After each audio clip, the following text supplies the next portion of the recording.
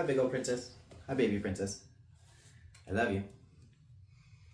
So we're back up to the Alice in Wonderland book.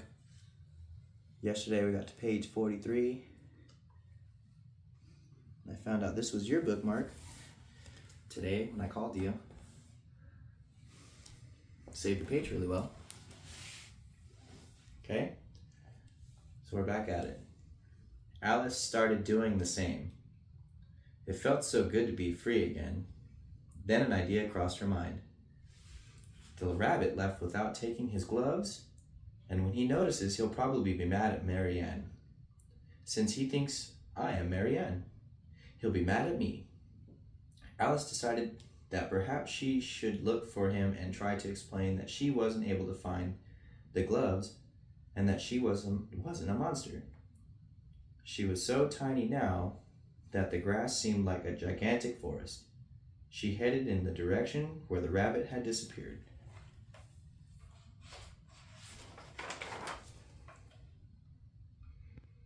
Alice looked all around.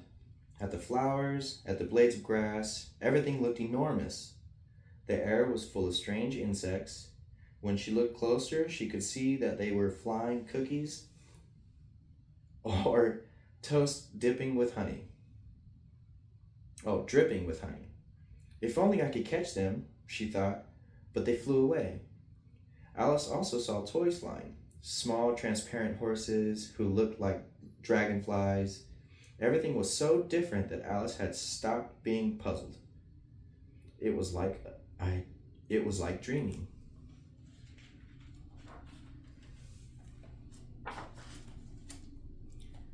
As she walked along, she bumped into a mushroom. She stood on tiptoe and peeped over the edge of the mushroom. Her eyes immediately met with those of a large caterpillar, sitting on the top of the mushroom, with its arms folded, quietly smoking a long hookah.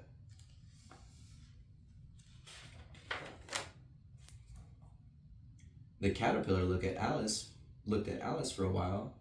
Then it took the hookah out of its mouth, addressed her in a slow and sleepy voice. "What are you doing here?" Alice shyly replied, "I'm looking for a white rabbit with pink eyes." The caterpillar began to laugh.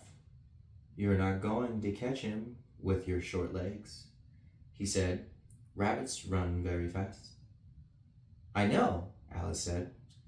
"I don't run very fast because I'm so tiny now, but I used to be a lot taller." "Perhaps we could make you grow again. One side of this mushroom will make you grow taller, and the other side will make you grow shorter." Saying this, the caterpillar disappeared. Alice looked thoughtfully at the mushroom for quite a while, trying to decide which side was which. It was a very difficult decision. Question. However, at last, she made up her mind and bit off a piece of the mushroom. And now what will happen, she thought. She had an answer to her question very soon. She grew so quickly that her head pushed through the top of the trees, and she was looking out over the top of the forest, frightening the birds.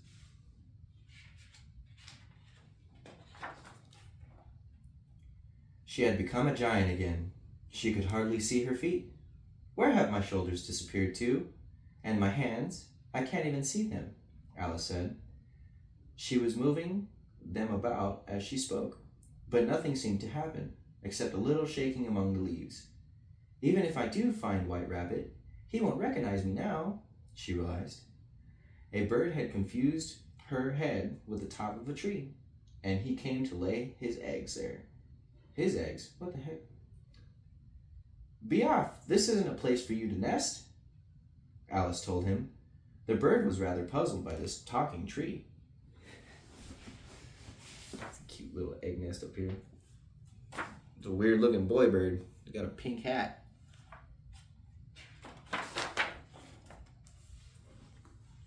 Alice was beginning to find it exhausting to changing the Alice was beginning to find it exhausting to change size all the time.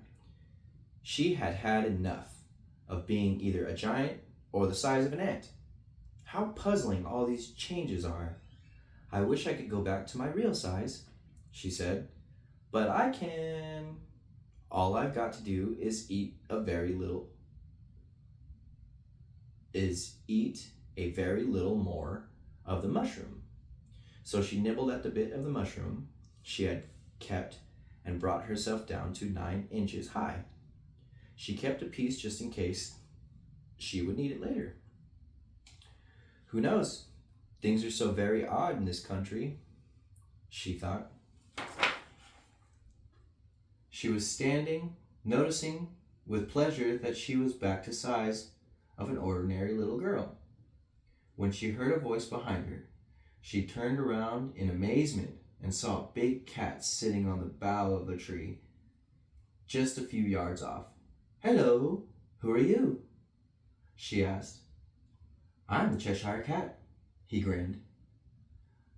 It looked like a good-natured cat, but he had a lot of teeth, so Alice thought it was better to treat it with respect. Invisible tree cat. "Would you please tell me the way? Which way I ought to go from here?" she asked again. "That depends on where you want to get to," said the Cheshire Cat. "I am looking for a white rabbit," she replied. "What do you want to find that rabbit for? I'll take you to my friend, the March Hare," said the Cheshire Cat. Alice followed him because she thought that a hare and a rabbit are almost cousins, so that perhaps she would find the rabbit too. "You'll also meet a Mad Hatter. He lives with the March Hare. We'll have tea together," the Cheshire Cat explained. Whoa. When they arrived, there was a big table set on the grass in front of the house. The March Hare and the Hatter were having tea at the table. There were several teacups and a large teapot full of hot tea. The March Hare was serving. The Hare and the Hatter greeted her, asking, "Is this your birthday?" Alice was forced to say it wasn't, although she thought that they would be greatly disappointed. "Never mind. We were just about to celebrate your non-birthday." "My what?" Alice said. "Your non-birthday. You only have one birthday. All of the others are non-birthdays. So that gives us a lot more opportunities to have fun and celebrate," the Hatter explained. "That's silly. Look at that teapot's pouring 3 cups of tea. And this guy looks like he's been drinking way too much coffee. Or tea. Lots of sugar in his tea." Alice decided she might as well enjoy this unexpected party. The March Hare rushed to serve her some tea, but he bumped into the Hatter, who spilled his tea on his coat and on his bow tie. "The tea is very strong. It will calm me down," he said. Alice was quite positive it was the opposite, but she didn't even venture to try to convince him. "Let's have a song to celebrate this young lady's non-birthday," announced the Hatter. "Twinkle, twinkle, little bat, how I wonder what you're at. Up above the world you fly, like a tea tray in the sky. Twinkle, twinkle." When he had finished his song, he took his hat off and uncovered a big birthday cake with a candle. Oh my God. Boom! Suddenly the cake exploded and Alice was covered with chocolate cream. The Hatter and the March Hare found this extremely amusing and burst into laughter. Alice, who by that time had had enough of these two, left at once. Unfortunately, it was not easy to know where to go. There were signs everywhere saying, "This way, no, that way, up here, over there." She was very confused. That is a lot of signs. This one says further, this one says here, this one says this way, that one says not there, this one says not here, this one says this way, that one says here, behind here, up there, further, not there, not here, up here. That's a lot of confusing signs. And then there's the road. All windy. These are big trees. Look at these trees. What? In fact, Alice was lost once more and could see no trace of the white rabbit. She had seen so many strange things all day long that when a broom dog got close to her, she was hardly surprised. A broom dog. Wow. That dog was sweeping everything in its way, and after he had gone by, there was nothing left behind, not even a path. That's why Alice couldn't find her way. Oh. She heard someone laugh right next to her, and when she looked up and saw the Cheshire Cat in the tree. Are you lost again? He asked. Is that your favorite occupation? You're you're one you're the one who got me lost, she protested. You took me to the Mad Hatter instead of showing me where the rabbit had gone. Alice was very cross. You're not very pleasant, but I'm a good-natured cat, and I'll help you anyway, the Cheshire Cat replied. Follow me. They walked down a little passage, and then she found herself in the beautiful garden at last. Among the bright flower beds and the pretty fountains, a large rose tree stood near the entrance of the garden. There were 3 gardeners busily painting the white roses red. What? As she went nearer, she saw the gardeners were shaped like playing cards.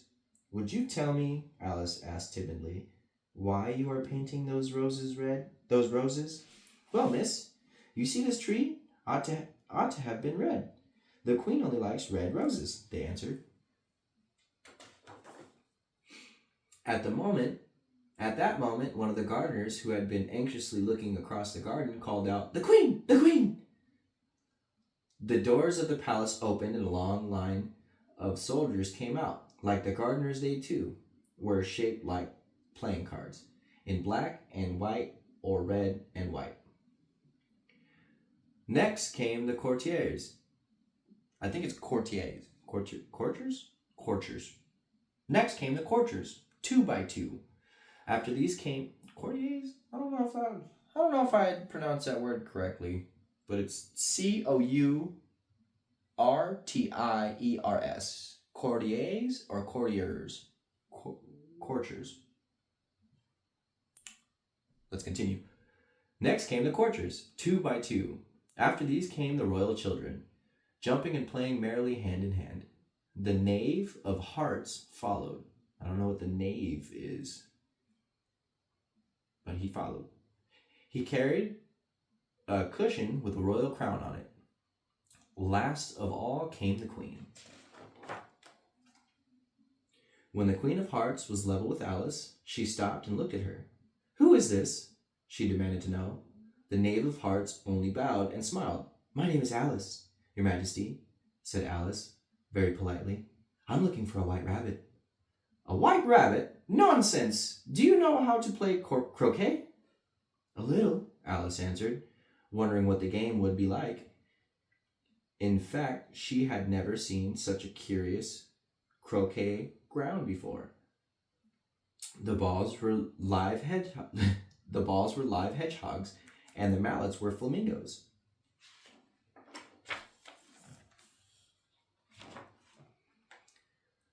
The courtiers started applauding. The queen seemed to enjoy the game tremendously. Very good, she occasionally said. Alice tried her best to please the queen, but it was rather difficult to play with live animals. Usually she managed to get the flamingo's body tucked away. But when she was about to hit the hedgehog with the flamingo's head, it twisted itself round and started to look up at her face. The Cheshire Cat, who hated the queen, suddenly jumped on her back and tied the bottom of her dress to a flamingo's beak.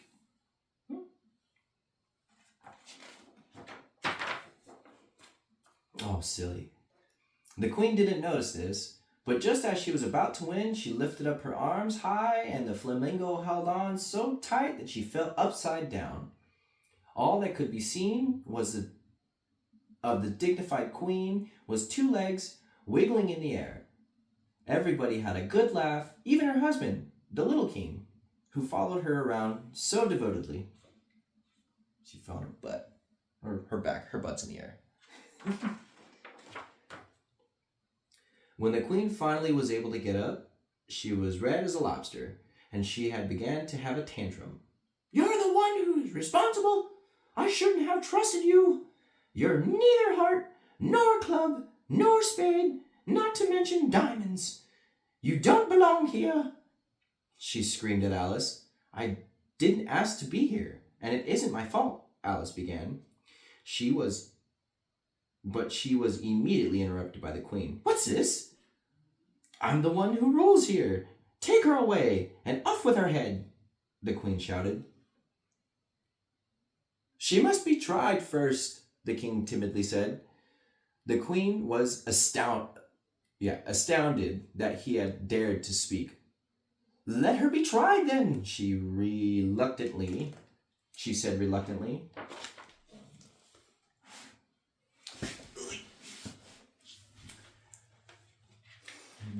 They all immediately went to court. Alice was very impressed. The Queen got up on a high throne and began addressing the audience. "We are here to judge this girl who is guilty of a crime of treason. She will have her head cut off. That's my sentence." When she finished, she sat down. "But that's not a trial," the little King said. "There must be a witness, and the jurymen must decide what the sentence will be." "Who is the Queen here?" demanded Her Majesty. No one else dared to speak up for Alice. Almost fell. Alice understood that if she wanted to get out of this unpleasant situation, she should act for herself. As the little King would not be able to do much for her, she started thinking very hard about what to do. Then, fortunately, an idea crossed her mind. "All I have to do," she exclaimed, but as quietly as she could, "is to eat some of the mushroom I kept in my pocket, and then I'll be very big again, and I will scare them off." She immediately bit a piece of a mushroom, and she began growing and growing. The whole gathering was panic-stricken when they saw that Alice was so big. Everyone rushed to the exit, and although the Queen shouted, "Off with her head!" nobody listened to her anymore. "Who cares for you?" "Oh, who cares for you?" Alice said. "You're nothing but a pack of cards." Oh, goodness. And with these words, she saw the pack rise up in the mid-air and then fall down again. Alas! That wasn't the end of Alice's adventures. She was much too big to go through the door, so she had to eat a piece of the mushroom to get back to a small size. It was indeed perfect to go through the door, but her enemies, seeing her back to miniature size, started running after her. The Queen was screaming at the top of her voice, "Get a hold of her! I want her head to be cut off!" Luckily, the little King managed to help Alice by showing her a back door, and she finally escaped. Oh yeah, the maze. She thought she was safe at last, but in fact she was trapped in a maze. She could hear the pounding of feet and the soldiers searching for her. "How will I find the exit?" she wondered. Alice felt like giving up everything and going to sleep. She closed her eyes. She could still hear the Queen's harsh voice far in the distance, but faintly, as if it was in a dream.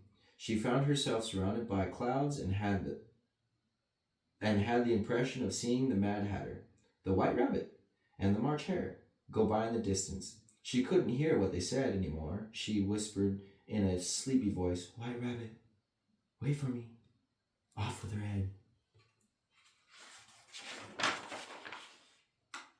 "Wake up, Alice, dear. You've been sleeping a long time." Alice's sister gently woke her up. "I've had such a strange dream," said Alice, and she told her sister of strange adventures as they walked back home. "You know, in the Wonderland, white rabbits have watches in their waistcoat pockets, and they run because they're late for their appointments." The end. I love you, babies. Thank you so much for giving me these books to read to you. Talk to you soon. Good night, big old princess. Good night, baby princess.